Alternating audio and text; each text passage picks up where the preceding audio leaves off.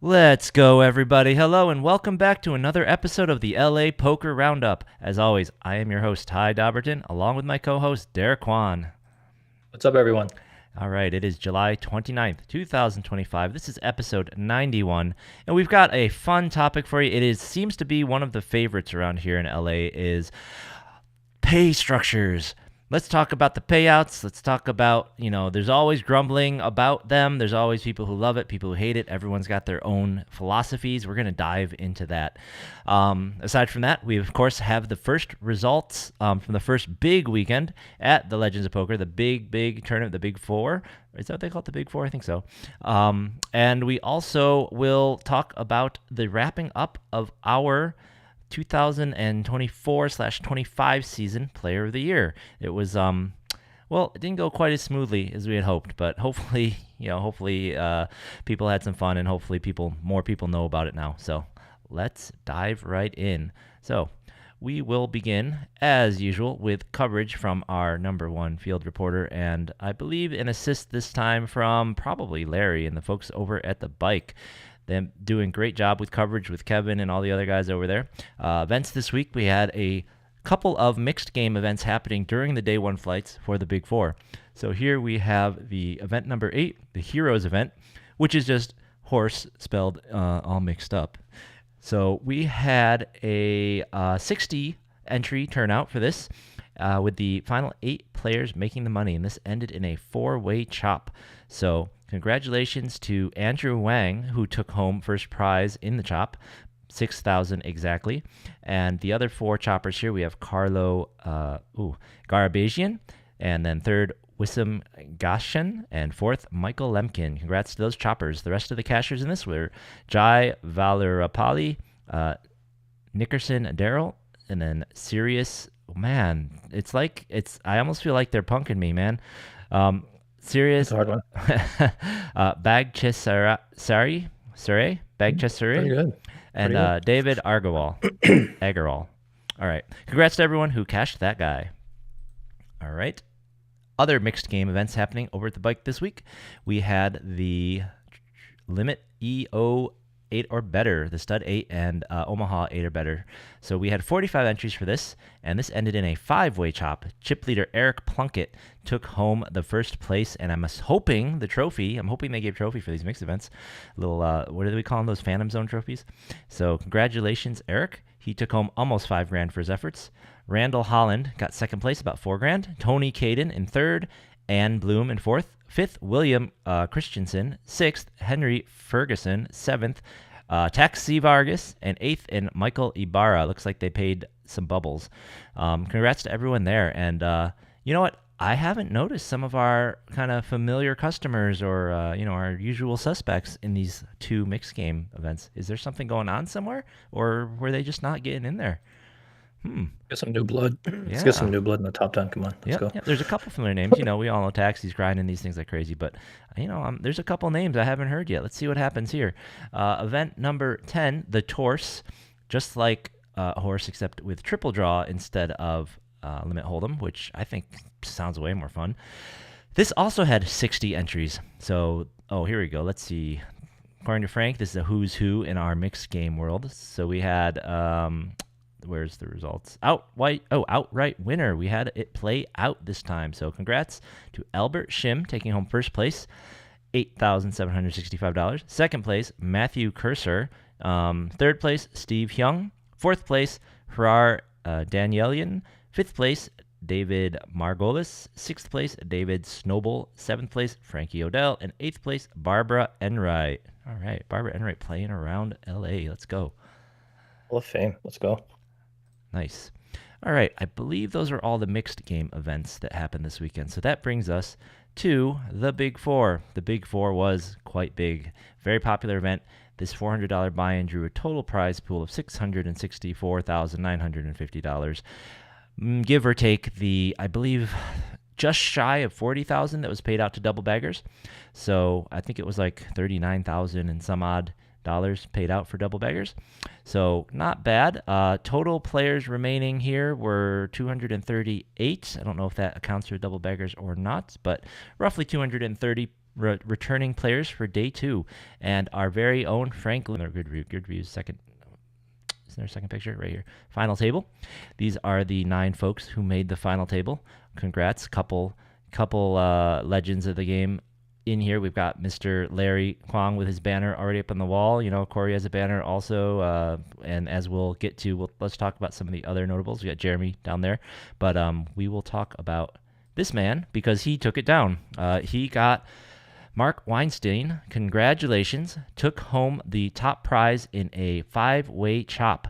And not only did he take home top prize in a 5-way chop, he took home second place the last time the Big Four ran in October of 2024. So that is freaking amazing. So that is quite a feat. It's kind of got echoes of the World Series of Poker Ladies event with Shinya Okamoto just crushing an event. So let's see if this Big Four just keeps going Mark's way. Look out.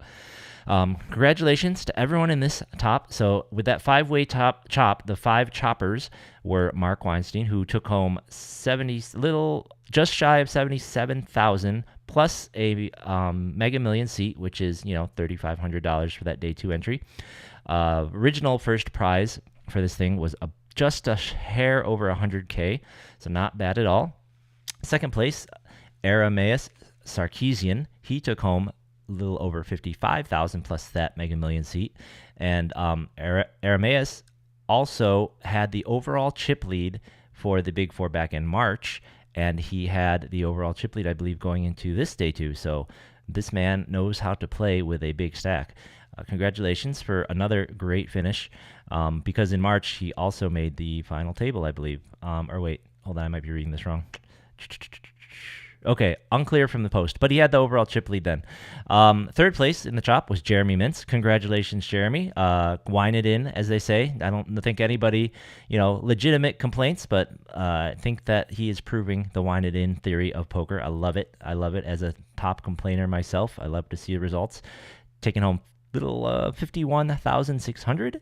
Fourth place, Bing Wen, 45,600. Fifth place, Nam Kim, very animated at the table. He was fun to watch from across the room. 43,500 there. Sixth place, this is where the chops stop.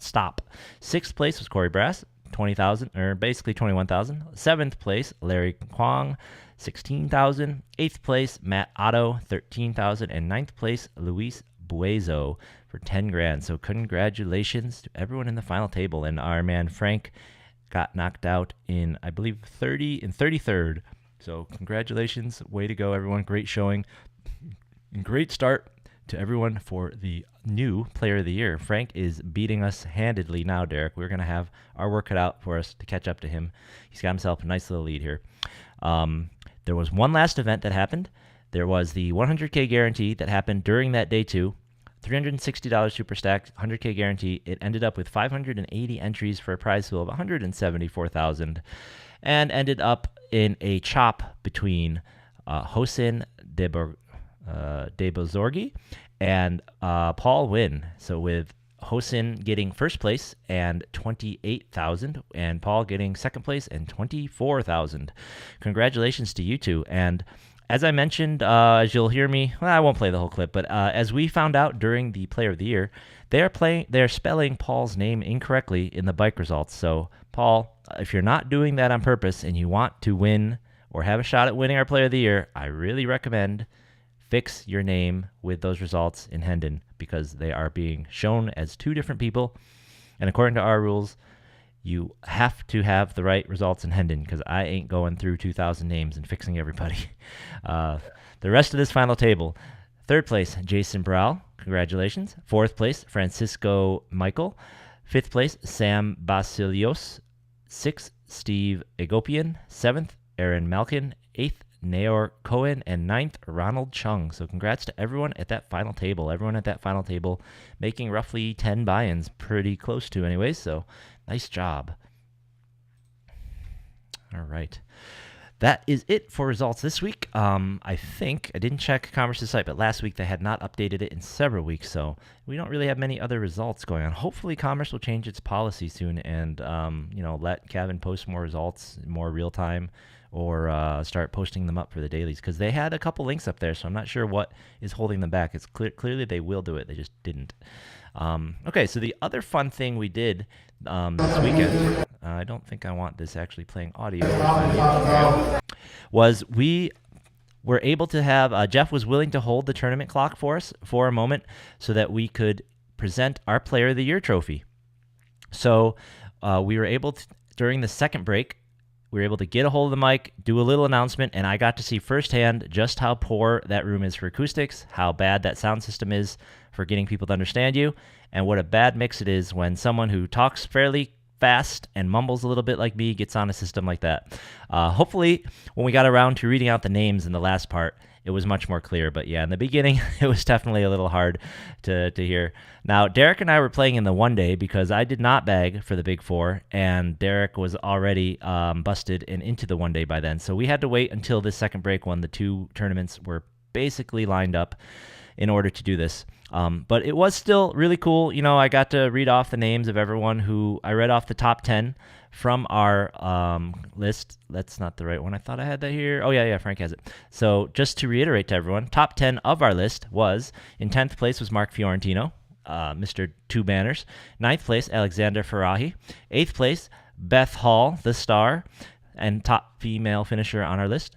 7th place, Uncle Paul Chowderson. Wait, is that how you spell it? I thought there was a U in there. 6th place, Mike Escandiari. I don't know how or why he has this CBK nickname.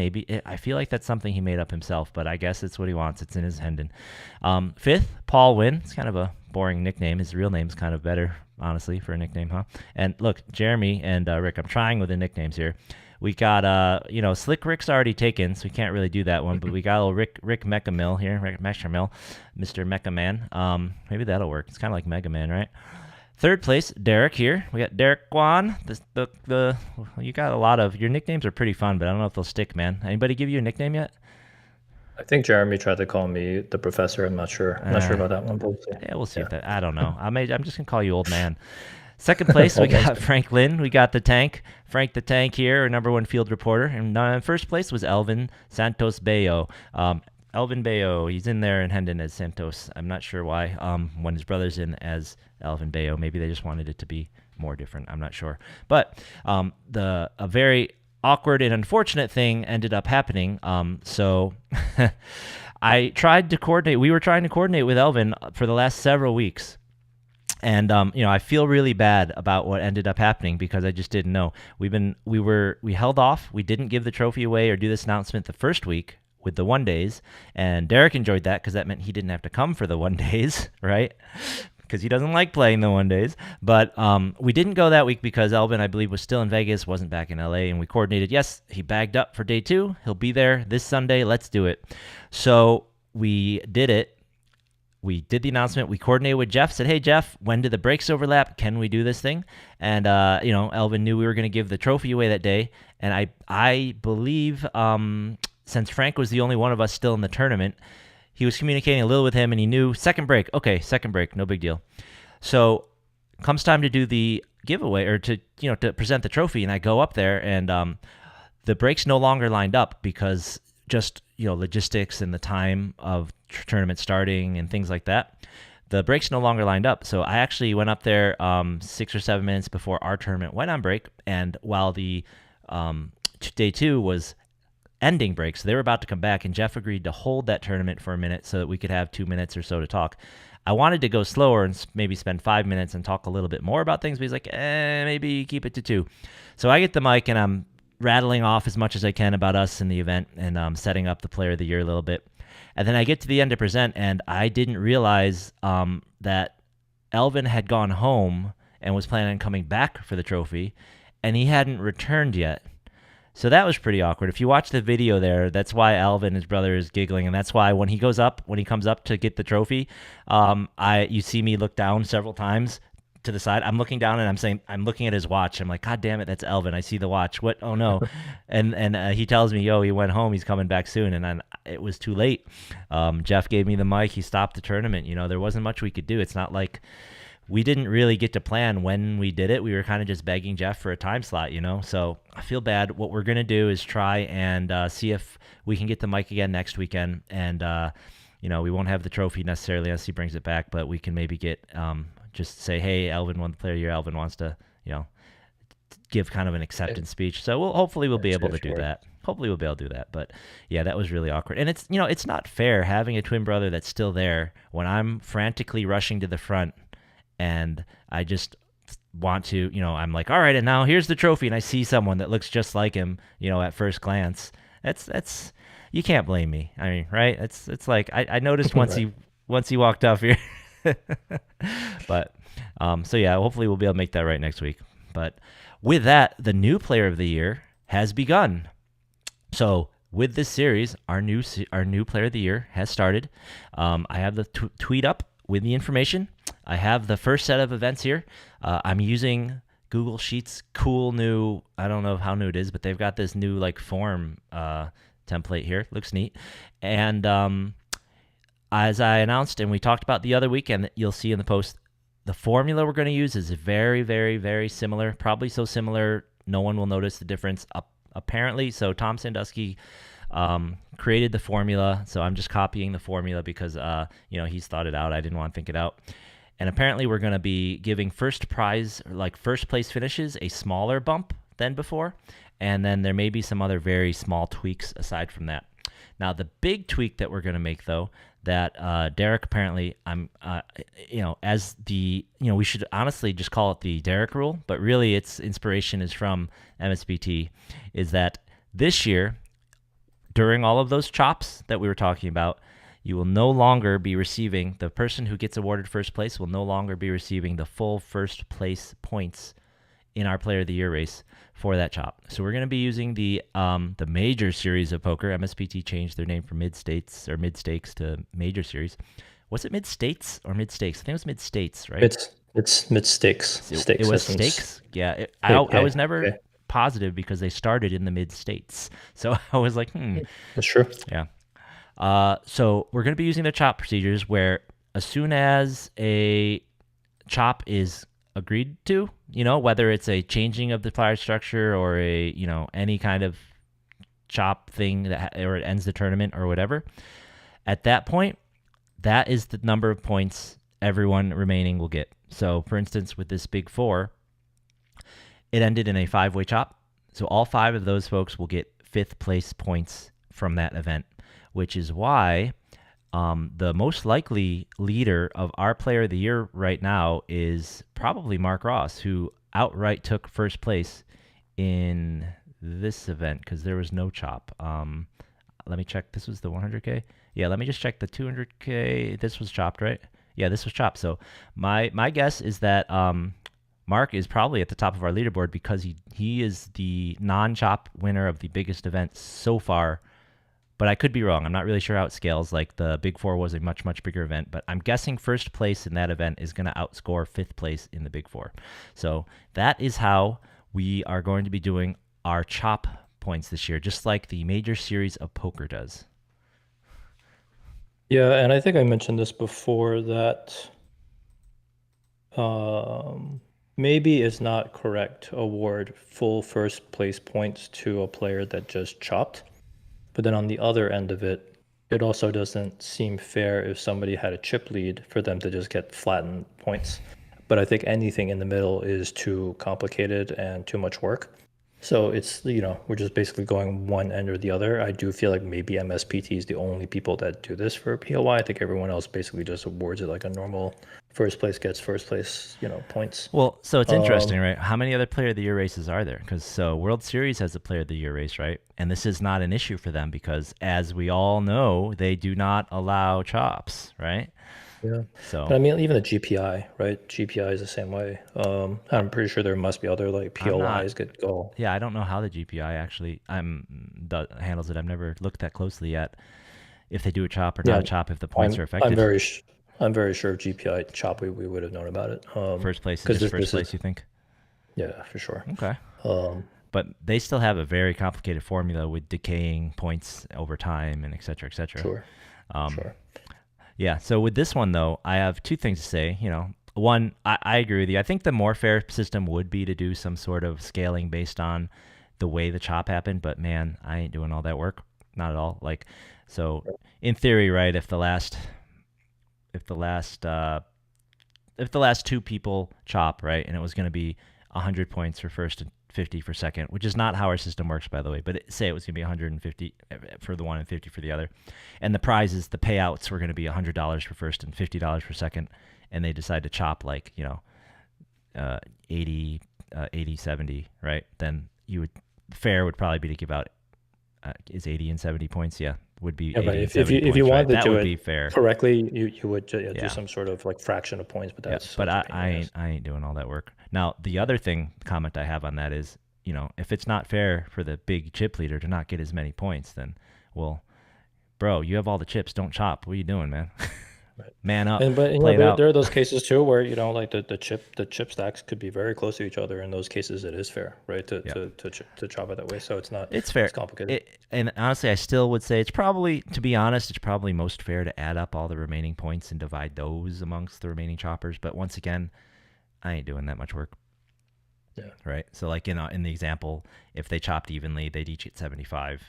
Whether they had similar chips or not similar chips, if you did it in a more naive way that way. But yeah, just not that, I ain't doing that much work. Now look, if one of you guys wants to be an intern and do it all, maybe we could set it up, but I ain't doing that kind of work, and I don't know if I trust you to do that much work for free. So yeah, it's interesting too, because you're going to put some players who are in some of like maybe the 1-day events, where by the time you get down to the final 6 or 7, you're probably looking at like a 12 BB average stack or something like that. And if you are competing for player of the year and you're somewhere in the top 3 or top 5, and this is a big one for you, there's no money in the POI, but there's significant money, that you could lose with just a couple of flips. Sorry, guys, my dog's barking if you can hear him. Yeah. But, I think you are going to put some people who are in an unenviable position in a tough spot with the POI as well. Yeah, but, to our point last year, to our point that you just mentioned, there's no money in the POI. It's all about, it's all about swagger. Yeah. So for me, I think it's just really a really cool flex to be like, I ain't chopping, I got POI to do, And also, the whole point, so we'll get into this a little later, but the whole reason that the MSPT does this is, I believe the origin of them doing it this way is they, of course, built the policy to discourage chops, right? Because their player of the year comes with significant monetary value. Yes. Yeah, their huge. player of the year winner gets like 10 grand entries. They get free entries, other things. They get travel. Their overall leaders for years get stuff. So they don't want chops, because part of their value proposition is final table streams, and final table streams are really boring when they chop, right? So that is part of what the incentive is they created this to incentivize playing it out, which, the competitive side of me, the side of me that wants to see blood, I love it. I love seeing it play out. I love seeing them go to the bitter end, that's awesome. So I am okay with that. And yeah, it will be interesting. It would be, it will amuse me. It will make me kind of proud if some of the smaller events don't get chopped as quickly or as much because of us. That would be cool, because I don't know if it's the purist in me or just like the sicko. I just want to see them play it out. I just want to see people get to the end. I generally think it's probably not going to change my little internal formula of when to chop or not. But we'll have to kind of make a call if I'm like super close to the top and it's towards the end or something. Yeah. Yep. Like you said before you would chop because you want the trophy, but like that trophy, there's literally one of those trophies in existence right now. Next year there'll be 2. This is true. That's the trophy. This is true. It is a rare trophy. Yep. It's like, the formula is basically, if the money is significant, I will play it out. Like basically, I think for like the 400K, 500K guarantees, I'm pretty sure I would play those out if I got all the way down. Because that's a pretty big chop that even Mark took there was like 25K, right? That's enough for me to go for it. Mm-hmm. Yep. And talking about those incentives, about what to do, and let's talk about chopping up the big 4. The next topic we really want to talk about, and it's what our headline is here, is pay structures, right? So pay structures have been a big topic of conversation on LA Poker Twitter this past week, because this being the first huge multi-day event of the season and the first big multi-day event at the bike. This happens every single bike series, by the way. There's nothing new about this. Every single bike series, someone complains about the double bag bonus, and someone complains about the pay tables, right? So here we have Jared Einzone. He's given his, his constructive feedback. Hey, this pay structure, this ain't it, man. This ain't it. So the buy-in for this event was $400, and his beef here is, look, if you don't get to the top 5%, you can't double that. You can't get more than $800 until you get that. And what he's talking about here is the $930 payout is 91st place, whereas before that, the 117th payout is $860, and that's got to be the top 5% in the event. So that's kind of awkward, because if you think about it, the World Series does 15%, and you get your double payout, and then Cavan has for years now at 10% done 2x your payout, right? So if you take either of those into consideration, you'd think, well, 10% would seem to make sense, right? So they're paying 12%, so why not make it 10%, right? And of course, there's a lot of reasons, but the first one that pops up when talking about the bike, when talking about these types of events, and this is not a quantum, but it does still have that one of the major qualities we dislike. The two things we don't like about quantums, right, is the huge double bag bonuses and the day two direct buy-ins. And a double bag bonus is way override the day two buy-in for me. Because the day two buy-in has a lot more benefits than no benefits. Jared jumps right in and says, look, it's because of the double bags. I mean, $40K was taken out of the prize pool for double bags, which means that I think it was a $2,200 double bag bonus in this, which means that was like 18-ish people, I think, maybe double bagged, something like that. So that's huge. And if you think about it, what that really means is this pay table. I mean, one way I kind of am thinking about this is that this pay table is sort of incomplete, right? What you're really looking at is, if you think about this pay table, but then you also, after the 220th at the bottom, you also put, so 221st through 238th get 2,200. And then look at that pay structure, right? Like, how does that make any sense? Right. Right? Like, because that's really what it is. Like, if you looked at it that way, would anyone think that makes sense? And it's like, not really. And Jared's point here is, if you just take that away, like if you do what most places that allow you to re-enter to get a bigger bag do, which is you just get them in cash, if you get another bag, that means you get to spread all that extra money around your entire prize pool, or, in theory, just around the bottom percent. So if you're looking at, say, 18-ish more people, let's call it 20 so the math's easier. If your min cash is $600, 20 times 600 was that 6,000, 12,000. So that leaves you another 28,000 to spread around, 28,000 to spread around the bottom places here. So like 28,000, and you just need to get people up to, say, a double cash to just go 2x, right? I think that 28,000 is going to get you you could make a lot of people double cash, right? You could add $200. Hold on, I pulled up a calculator here so I could not mess up too bad.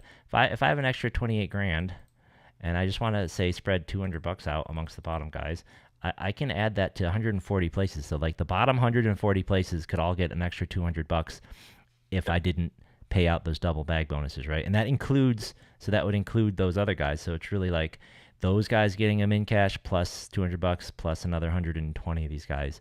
So that would take you all the way up to 100th place, right? So that we'd be talking like, 100th place would be getting like $1,000, 150th place would be getting like $900. And it's like, that feels a little better, right? It does feel a little better. Yeah. And I think we kind of always take a look at this from a first order effect kind of thing, right? Basically, by doing double bag bonuses, we juice the prize pools. I also think that Jeff is in a tough spot, right? Let's just say that he runs. I actually suggested, hey, you should do an A/B test next series. Mm-hmm. Do a 400K with the double bag bonus, and then run another 400K instead of the 500K, and run it without a double bag bonus, and promote that it's not a double bag bonus, and see what happens. If they get like 475K prize pool for that, he's gonna, like that's on him. So I know he's in a tough spot with it, because these double bag bonuses definitely drive some amount of traffic. Right.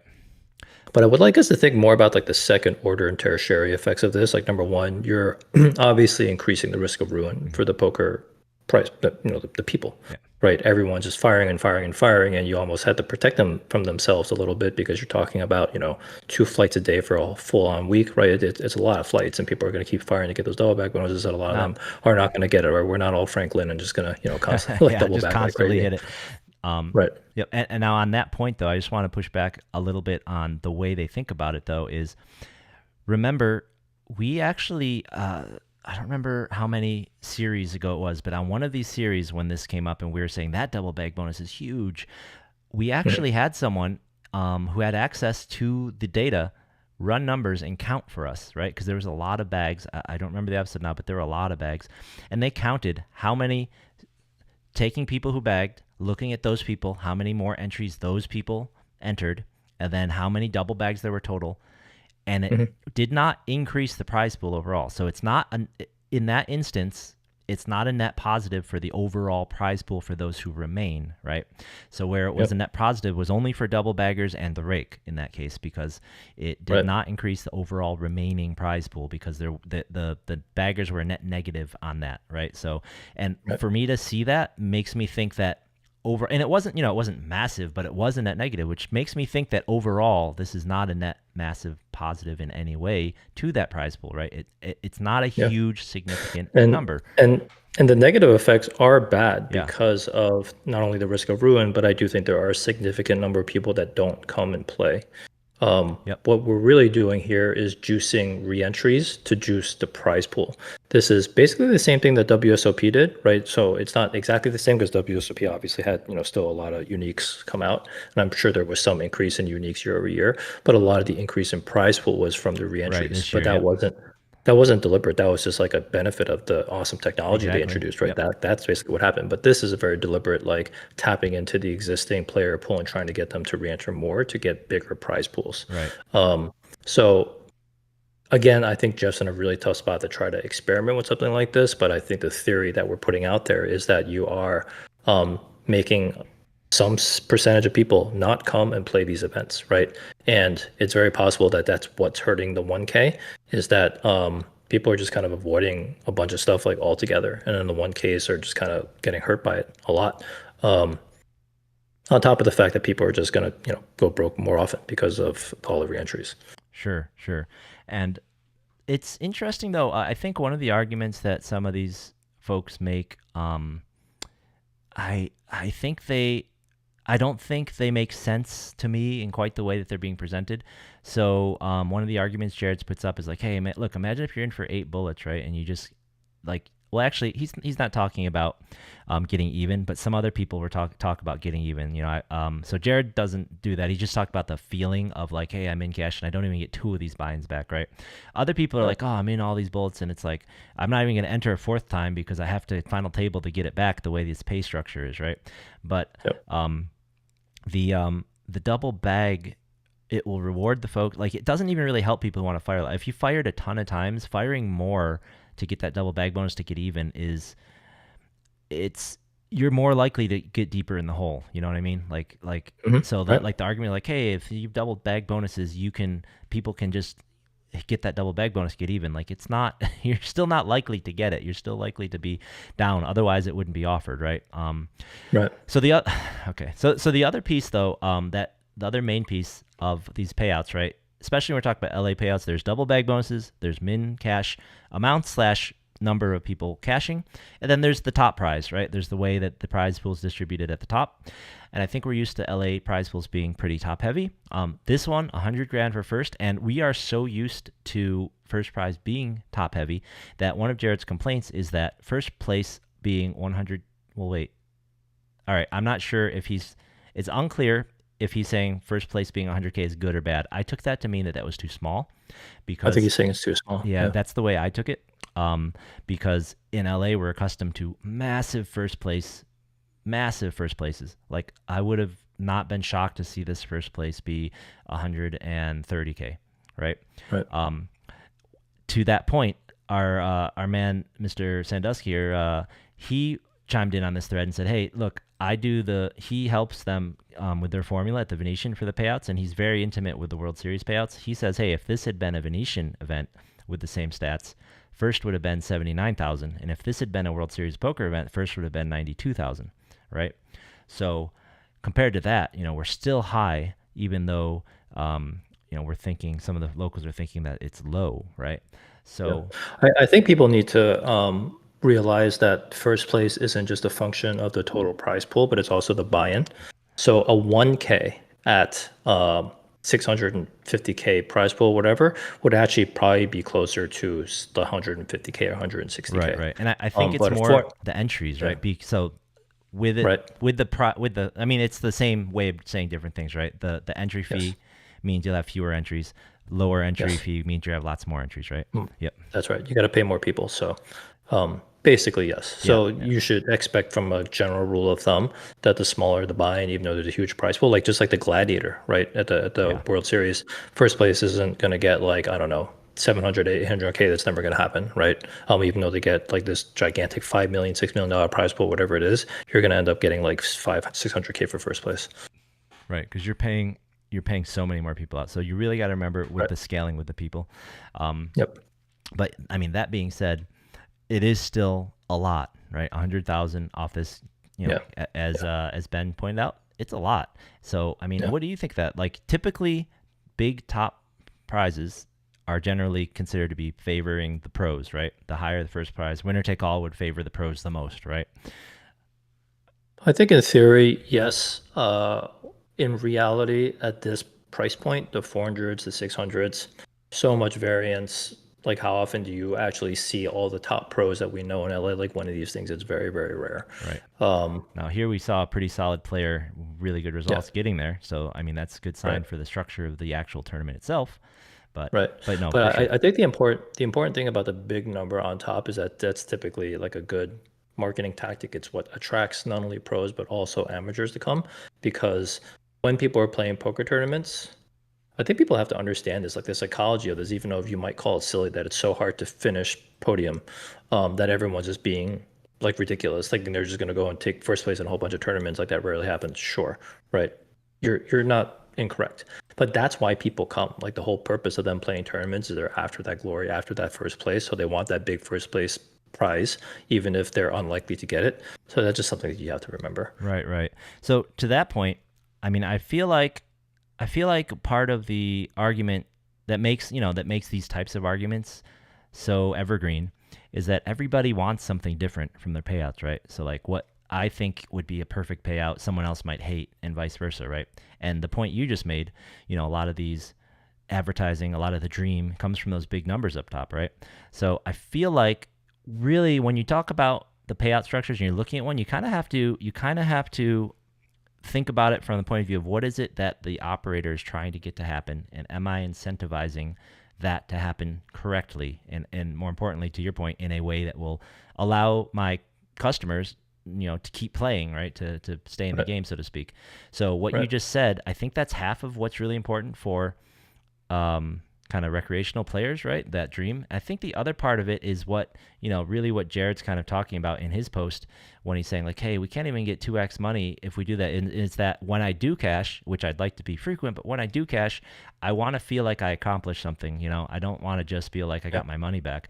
So I Right. think in that way, what the World Series does with its payouts, I don't love what it does with its payouts, but I think they are really successful in. I think they made a good decision in 15% cash, minimum double the amount, make the top prize bigger, right? Because what Tom had said is that the World Series payout would have been closer to our payout, that 100K, 92,000, as Yeah. opposed to the Venetians would have been in the 70s, right? So you make the top prize as big as you can while still paying all these folks like double, Yeah. but you The have to min sacrifice, caches for WSOP feel good. Like, they feel good. I'm right? not gnashing my teeth as much. I'm still gnashing my teeth because of the min cache, but it's not as bad Right. because it is a 2x, Yeah. especially when you're playing a 1500 or a 3K. So, it's a big chunk of money. Yeah, and for the recreationals, I think that feeling is really what um, it's extremely extremely important, right? Yes, Now, it's experience, right? Like, if you just come with a bad taste in your mouth, there's a very good chance you're not going to come back. yeah. So I think the World Series chooses well. I think they've made a good adjustment there to structure that. Now, for if you're trying to target someone who's a little more like more veteran or more regular, more pro. I think honestly it might be a little different for all those folks, slightly. So like for a pro, maybe the more top heavy is better. Maybe, getting it more and more up top. And maybe for a regular though, the non super pro, but a reg, someone who's playing all the time, someone who's grinding, I think it would be healthier to have a more middle heavy payout structure, right? So the World Series is very kind of bottom heavy, but flat, and then very top heavy, right? And then Yep. our structures are very, well, the bike structure that we just looked at is very like double bag heavy, which is like mega grinder heavy, like someone who wants to play Yeah. six starting flights, and then very top heavy, right?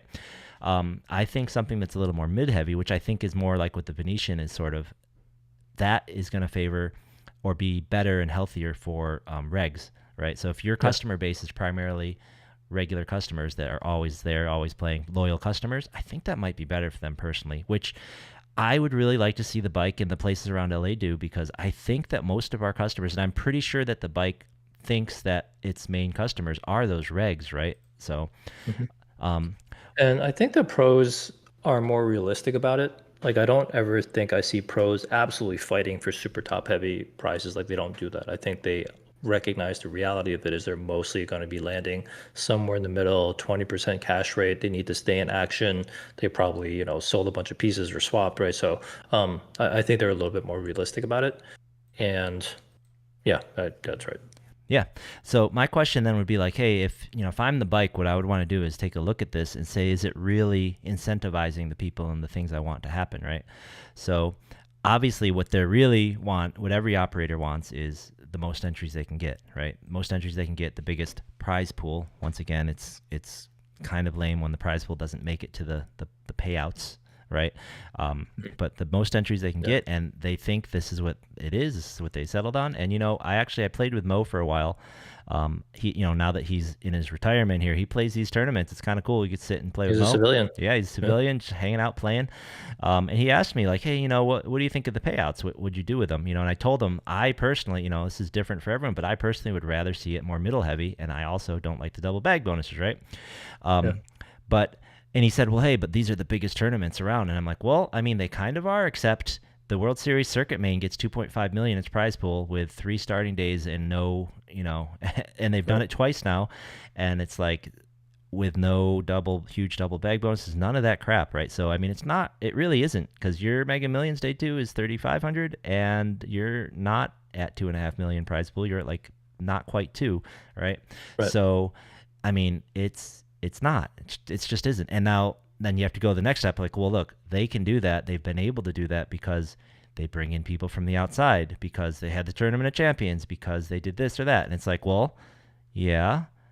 There's nothing stopping So us from, bring people in I from the mean, outside. Get I your mean, WPT. Do it, something, right? I mean, I think to be fair, like obviously it's impossible to replicate getting a ring or getting a bracelet. People are just going to come for that, right? But the point is that the demand is sitting out there somewhere. People do travel to Triton as an example, Mm-hmm. pay super high rake, and all the crazy taxes and whatever Yeah. conversions they have to do. So complaining about that, whatever 7% that thing is in California is like, I don't know, like if you could just I've been beating this drum forever. We have such a huge population, high income people in Southern California. There's so many people that are willing to play poker that are just not right now. We can get them up, and then as soon as you get them up, pros are going to come from all over the place Yeah. to play in LA. And, That's where we're going to go. And these kind of things are not going to allow us to kind of get there. look, and correct me if I'm wrong, but the 7% or whatever percent, California tax has been here forever, right? Yes, yeah. And And yeah, if back in the day, I mean, like when Savage was here at the Converse, LAPC, that shit was Exactly. blowing up. Yep, that's Yeah, exactly where I was going to go. The LAPC was the largest. yeah, It was the WPT championship, the same size. It was the biggest thing in the yeah, country practically every year after the World Series, right? So yeah. And people, Legends was it can massive too, happen. It can Yeah, happen. Legends was. Yeah, Yep. So it's doable, right? There's ways to do this without doing it this way necessarily, because yeah, to their point, lately I've really felt that it's just so hard to profit during a bike series if you don't win something, if you don't finish top 5 in something, um, yeah. or It's a, if you it's a, don't it's play like a, all the survivors, right? yeah. It's not even like a true poker tournament anymore. It's like this weird like sweepstakes, I don't know, like prize thing where you can like pull a bunch of stuff out. by doing side quests, right? Right. Yeah, exactly. And then you're basically draining the prize pool, and then what's left is then like some sort of traditional poker tournament after that. It's just a strange, kind of Yep. ambiguous like morphing of a game. Yeah, and then there is still good poker to be played in there. It's just like to these people's points, the reward system just doesn't feel as good, right? Like if I fire one bullet into the Legends this past week, and this isn't even a quantum, it's even worse in quantums, right? If I fire one bullet into, if I had fired one bullet into the 400, I played my butt off for a whole day, and then I come back and I play my butt off for another 5.5 hours, right? And I get 95th place, right? So that's like 2 pretty much full days of playing. I make 930 cash I make $530, and it's like, wow, there were 2,000 entries in this thing. I beat over 1,900 people in this thing. I made one buy-in, and it's like, why didn't I just play a daily and play for 4 hours and win 2 buy-ins? It's like, right. Yeah, it just doesn't feel like the poker's fun, but it just like the reward just doesn't feel right, and it's like, it doesn't. Yeah. Something doesn't sit right, and on top of that, they pull those Mega Million seats out of the top prize. It's another 7,000 out of there. Which you have to add back in. So really, our top prize had a value of 105,000 instead of 102,000. Actually, 106,000 instead of 102.4. So that makes top prize a little bigger. So it's just like, there's something about that. And we get it. Like right now, even though we're talking about things in more of like a theoretical type of like scenario, I think a lot of it is backed by a lot of evidence of why it should work. But I know that we are asking, tournament directors and tournament people at these casinos that could be running baccarat tables on that floor space, Sure, right? We're asking you to do something a little bit risky with something that's just kind of working and grinding along, and keeping everyone like with their jobs and with poker still running. So it's very possible that you try something like this and it blows up in your face. It would be a huge risk that's not worth taking. So Sure. we totally get Oh, it. absolutely. Yeah. I mean, obviously, we're just talking here. Now, one thing they did do, I think this is the first series they've done this. Now, is typically we're used to seeing longer level times, like half-hour levels before reg ends, and then shorter ones after that, right? This time it was the opposite, sort of more like what DJ had done a couple times at the Commerce, and something we've been complaining or suggesting strongly about a lot. Like we need more time when there's actually money on the line, right? And I really enjoyed it. I didn't think 5 minutes I would feel very much, but I really felt like those 5 minutes felt like I could tell they were there. It felt really good to have those. And the bike tournaments, like getting those extra levels in a bigger multi-day tournament, having that 250, 500 level that we always skip in dailies, having that, those couple extra levels that we always skip, plus the extra 5 minutes, that felt great. I enjoyed that a lot. And I want to say that the Legends didn't suffer. Like 2,000 entries, I'm pretty sure that's comparable or better than before. I think the last time they ran this big four, it was 600 something thousand prize pool as well. So, we can go back and look, but I don't think it hurt him any. Hopefully this doesn't hurt him any throughout the series. I'm trying to remember, was it the same way? I'm pretty sure it was the same way for like the 1 days, right? I think it was. Oh wait, maybe not. No, the 1 days I think it was the still, reverse. yeah, the 1 days were still the other way. Yeah, and And that it makes sense because you have to end it in a day, but still. Yeah, and I think, we should give kudos to Jeff for listening to the community. I think his hands are tied with certain things, even though he might like agree in theory with some certain things. Sure. He's definitely somebody that pushed for this specific structure after a lot of feedback from people, you and I included. Yeah, and I just got to say, I mean, I noticed it. I think a lot of people noticed. People were saying like, wait, like they were surprised. They were like, wait a second, the blinds are what? They were a little surprised. In fact, I think the clock itself was surprised. I remember one flight I was playing, they kept having to add 5 minutes to the clock. So. Oh yeah, I remember that too. Yeah. Yeah. So even the clocks were surprised. So that one, shout out for that. That's a big kudos. I really, really enjoy that. So yeah, with that kind of structure, and then one other thing I just want to bring up, since now we kind of only have a two-stop shop, with a small interruptions here and there by Lucky Lady throwing a series. Really, it's just the bike and the Commerce doing these things. So Kevin has his own philosophy for payout structures, and his is much, much more in line with World Series poker payouts. Top heavy, very top heavy, double them in. Now the difference is he doesn't extend that min payout to 15% like the World Series does. So it's an interesting philosophy because the World Series seems like their philosophy is give as many people a positive experience as they can if they can, right? 15%. Right. Kevin's is like, you got to work hard for it, 10%. But once you do, I'm going to give you something. Now, it's still a little flat until you get to the final table because it's like you work hard, you get your min cash, you get your money. But it's almost like once you get that, he's like, okay, now you've got your money. You're good. I don't have to worry about you anymore. Now let's make the winner happy, you know? Because it's like I said, those dailies this summer, first prize, it would be like they'd be breaking their record for number of entries, almost 600 entries, 550 entries, and first prize would be like 26% of the prize pool, 24.5% of the prize pool. Like, wow. I mean, the time I got second, I liked it because we talked about it and that was a nice shot, but like it's objectively, I think that's too much. Like I said, I would advocate for more of a middle heavy pay structure, but wow. Right.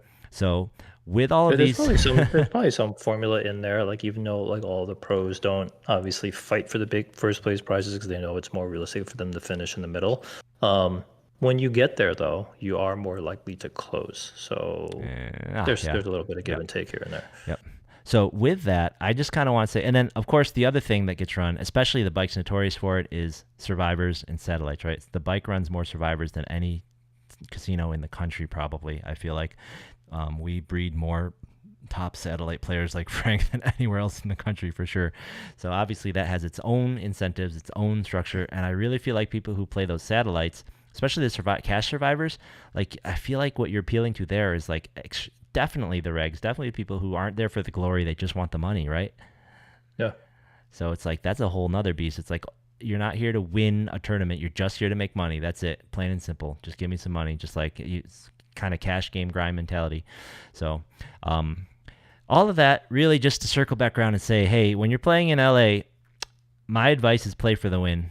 Don't worry about min cashes. Don't worry about, obviously you play your ICM at the bubble. You do what you need to do. If you have like 3 blinds, you're probably not going to win the thing, get your min cash. But if you're in the day 2, you don't need to think much about pay jumps. Maybe you think about the final table pay jump, or maybe think about the final 18 pay jump if it's okay. But like so flat, almost never. Just like if you win first prize once, that's worth making an extra pay jump for 2 years, for 3 years, because each pay jump is like nothing. It's like nothing.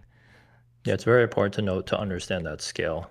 Which is why the people that are just like, I'm going to play for first place, they're not wrong. Yeah, especially in LA, which now when you go to the Venetian, maybe you change your strategy, but when you're here, that's what I recommend, man. Like, and it's always funny because I keep seeing people winning these bigger tournaments, and I'm like, I still have a bigger top score than them. Kind of like, remember I had the bigger top score than you for a while because kept chopping.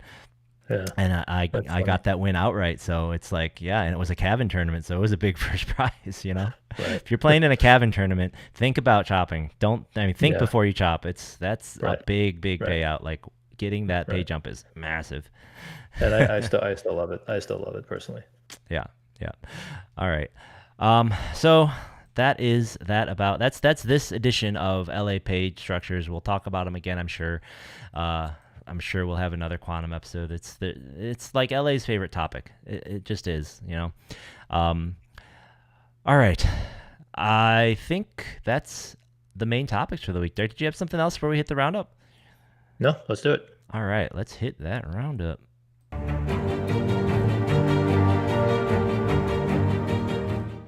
All right. Well, I forgot to queue up some of the actual schedule, so I'm going to have to do that in the background while I talk. But the first and current event going on is the next big multi-day tournament over at the bike. It is the 50-50, I believe they call it. That is the 50K in chips, day 2 50-minute levels, and I think that's all the 50s. 500K guarantee. So it's like a 50, 500. So that is, hold on, I'm on the wrong thing here. That is going on right now. They've started them on Sunday night with the first flight. I actually made turned out to be not so dumb, but dumb mistake of playing it. It started at 5. It's wrapped up a little after 1. That was totally unnecessary, but I did bag, and relatively uncharacteristic fashion, have the smallest bag so far. Still do. I got a little unlucky on the final table draw when we went to one table. So 8 people bagged up from my flight, and when we went to the final table, I was third lowest chips, and I unfortunately was put +1, UTG +1, and the two smallest stacks were put on the button and the small blind. So Oh my gosh, yeah, bad draw. it was a That's a it very, was a very crucial one. Yeah. terrible draw. Terrible draw. I mean, I had to pay up all the blinds, which were 15K at that time. So I had 165K before we got to that last table of 9. And then, Yeah. unfortunately for my stack position, the shortest stack doubled through the second shortest stack, and they swapped. And then after That's that, funny. the shortest stack then had like a blind and a half or something, and he got knocked out the next hand. So so I had to pay my blinds, the two short stacks combined, and then they got knocked out. So that's how I ended up with the shortest stack. There wasn't much I could do about it at that point. I think you'll be happy. I think you'll be happy you played after you get that double bag.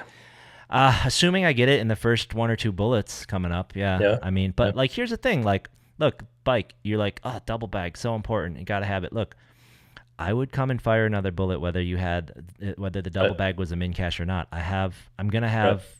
I'm guessing this will start at 12K level for day 2. So I'm going to have 10 big blinds. I'd rather not have 10 big blinds for this tournament. I'm going to play again, and you would get another 2 or 3 bullets out of me regardless of your double bag bonus. So it's completely unnecessary in this case. I think we really have to examine like who are the actual people that are willing to just grind more and more. Susie! More and more of these bags, just for the hell of it. I just don't really think it's like that big of a population. Yeah. And even the ones that do, like, I don't think they're gonna, like, how many bullets are you gonna not get out of them, right? Like I said, Right. we had them run the numbers before. Did not benefit the overall, like did not benefit the tournament if you consider it like the players piece, the day 2 people. If you consider the day 2 people the tournament, did not benefit. All right, so that is going on all week.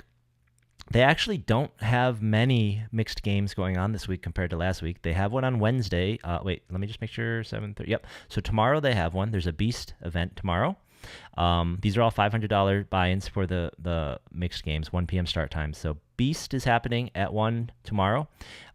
Limit Triple Draw. That's the one Derek and I played once. That happens on Thursday at 1 p.m.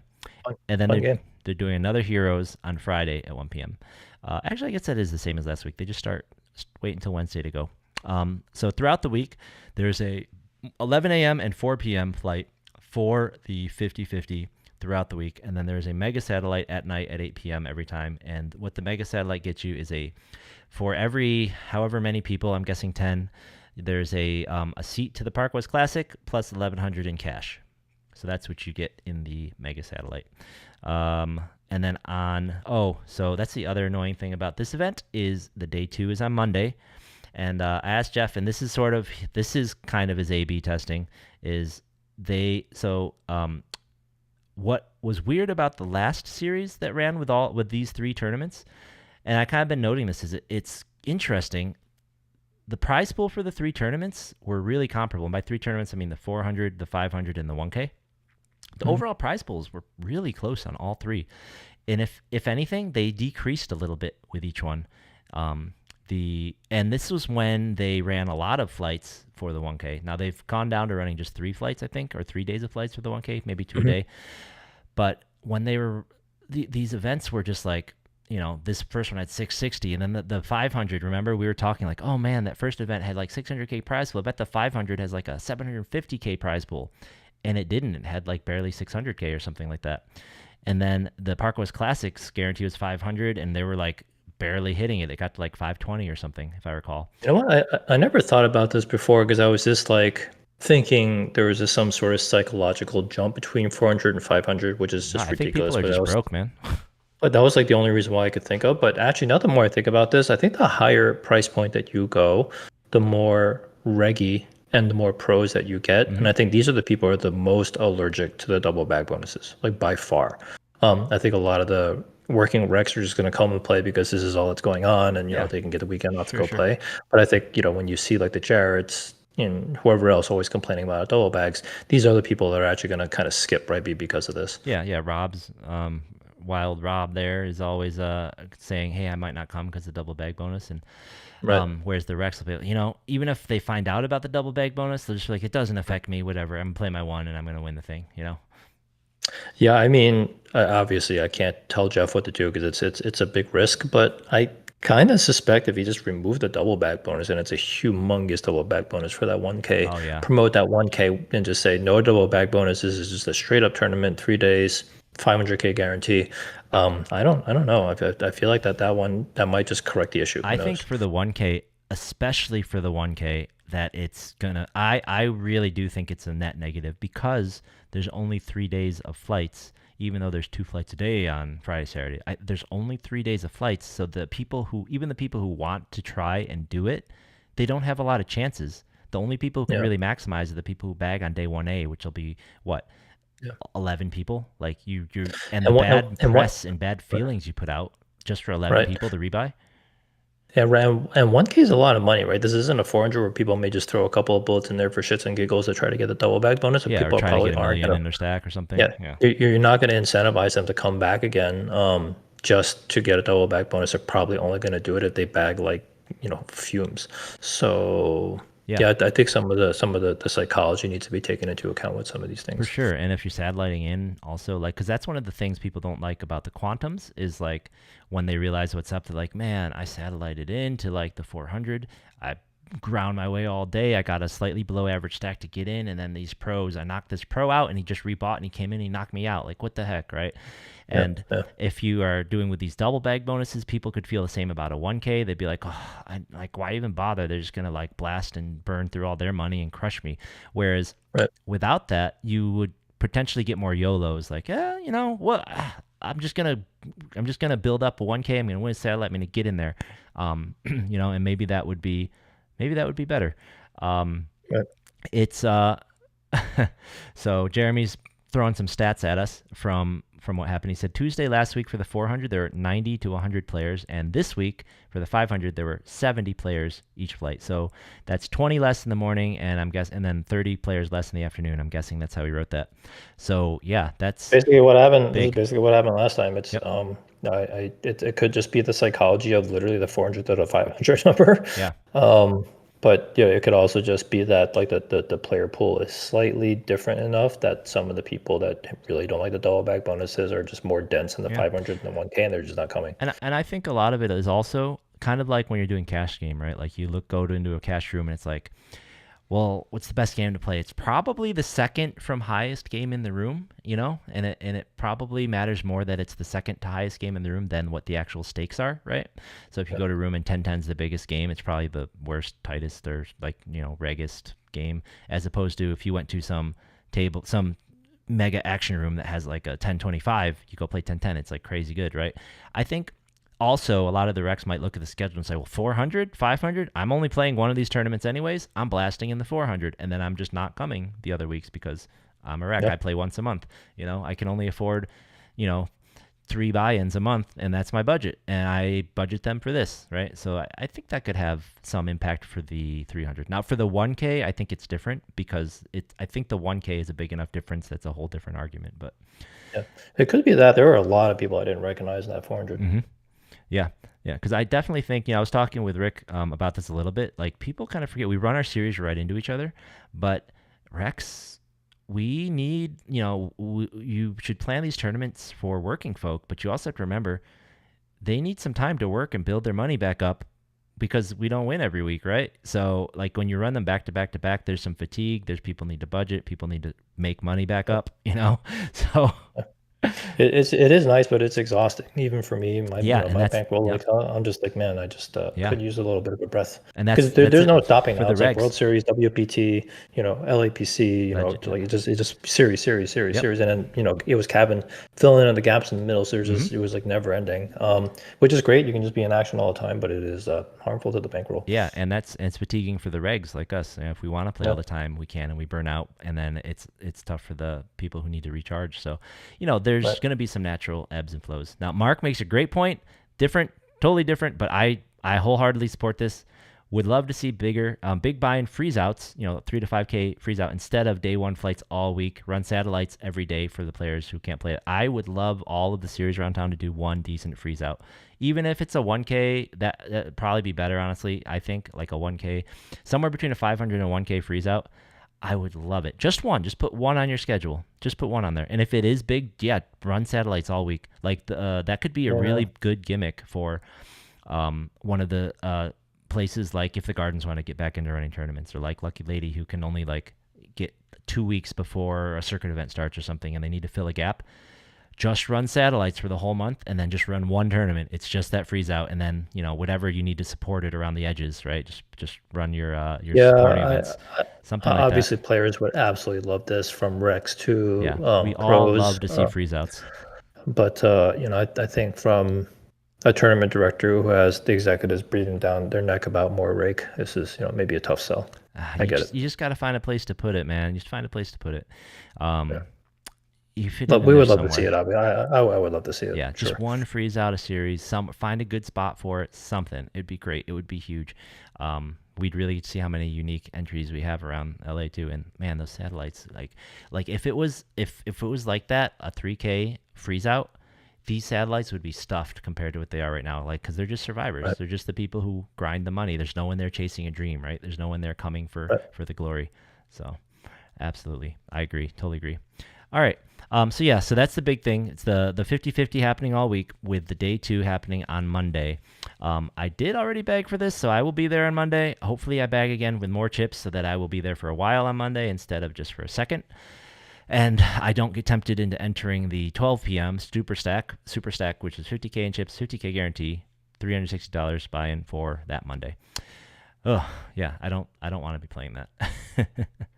Let me go and quickly find the Hollywood Park schedule and see if there's any concerts happening this weekend, so people don't drive on down there and accidentally have nothing to play.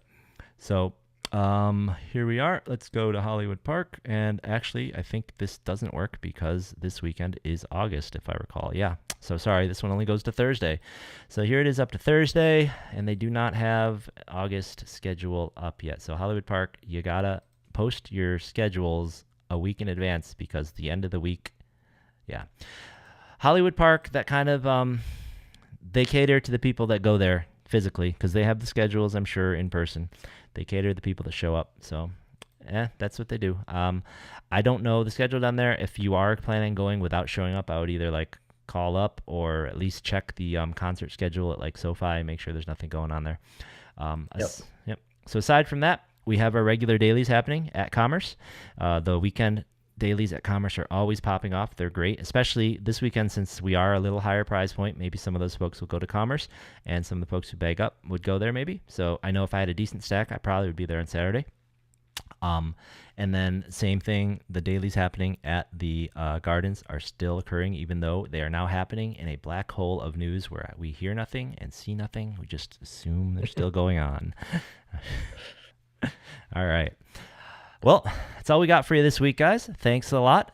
Appreciate you watching. If you're still here and you haven't, make sure you hit that like and subscribe button. It means a lot to us. We appreciate it. And we do not yet have results up from Legends in Hendon. Once they do, we will start posting about our new Player of the Year race. It's going to be exciting. All right, guys. That's it. That's all we got. Thank you. And I will see you at the tables. At the tables, everyone.